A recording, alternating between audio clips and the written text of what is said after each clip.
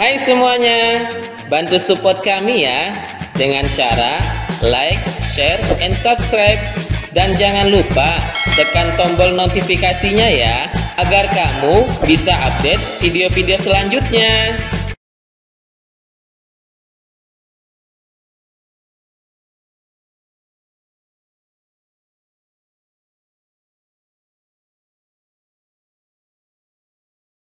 Assalamualaikum warahmatullahi wabarakatuh.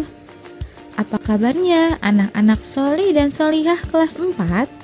Semoga selalu sehat dan dalam lindungan Allah Subhanahu wa Ta'ala. Amin, amin ya robbal alamin.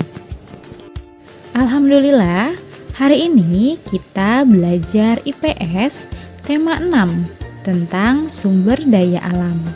Sebelum kita mulai belajar, mari kita ucapkan basmalah bersama-sama. Bismillahirrahmanirrahim. Kompetensi dasar IPS tema 6 yaitu mengidentifikasi karakteristik ruang dan pemanfaatan sumber daya alam untuk kesejahteraan masyarakat dari tingkat kota, kabupaten, sampai tingkat provinsi. Sedangkan tujuannya adalah aku dapat mengetahui sumber daya alam, aku dapat mengetahui jenis-jenis sumber daya alam, dan aku dapat mengetahui usaha pemanfaatan sumber daya alam.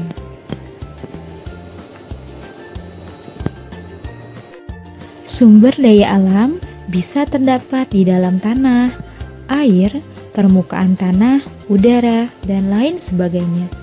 Sesuai dengan Quran Surat Al-Baqarah ayat 22 yang artinya, Dialah yang menjadikan bumi sebagai hamparan bagimu dan langit sebagai atap. Dan Dialah yang menurunkan air hujan dari langit. Lalu dihasilkan dengan hujan itu buah-buahan sebagai rezeki untukmu.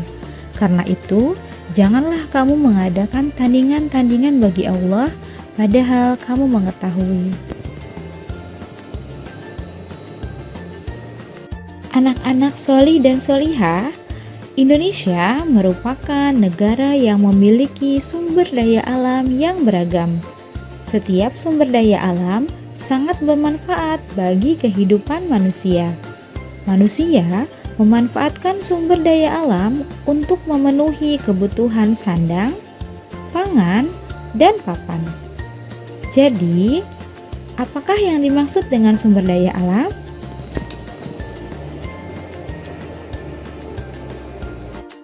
Sumber daya alam adalah segala sesuatu yang berasal dari alam dan dimanfaatkan untuk kepentingan manusia.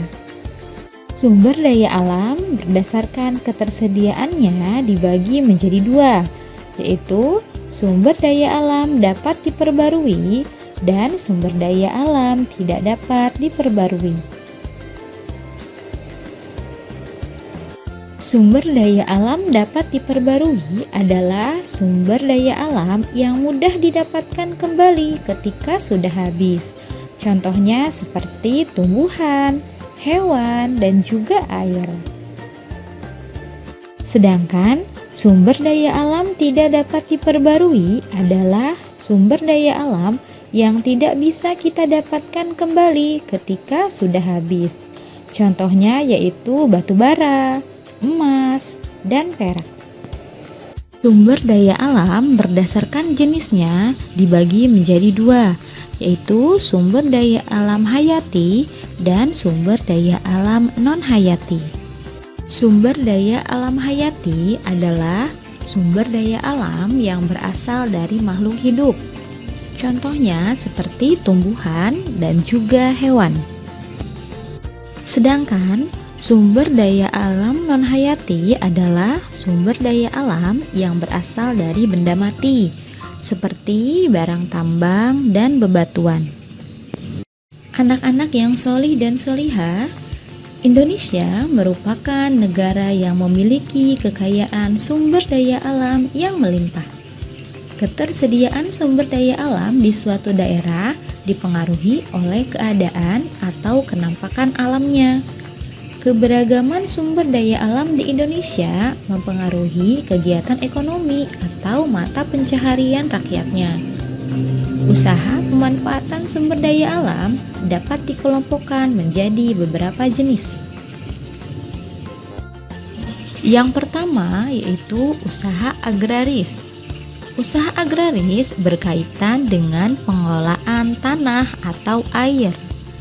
Kegiatannya seperti perkebunan, perikanan, peternakan, dan kehutanan. Yang kedua yaitu usaha ekstraktif.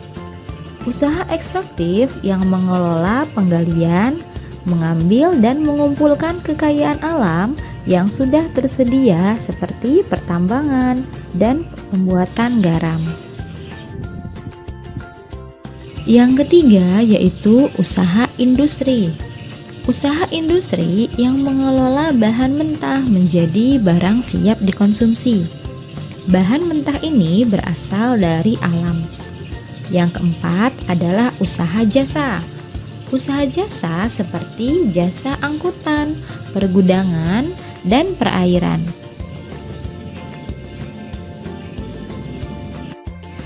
Alhamdulillah, kita sudah mempelajari sumber daya alam.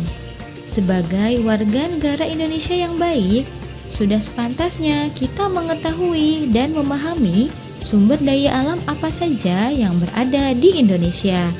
Dengan mengetahuinya, maka kita dapat memanfaatkan sumber daya alam tersebut dengan bijaksana. Terima kasih untuk perhatiannya. Ustazah mohon maaf lahir dan batin. Tetap semangat ya anak-anak solih dan solihah kelas 4. Ustazah akhiri. Assalamualaikum warahmatullahi wabarakatuh.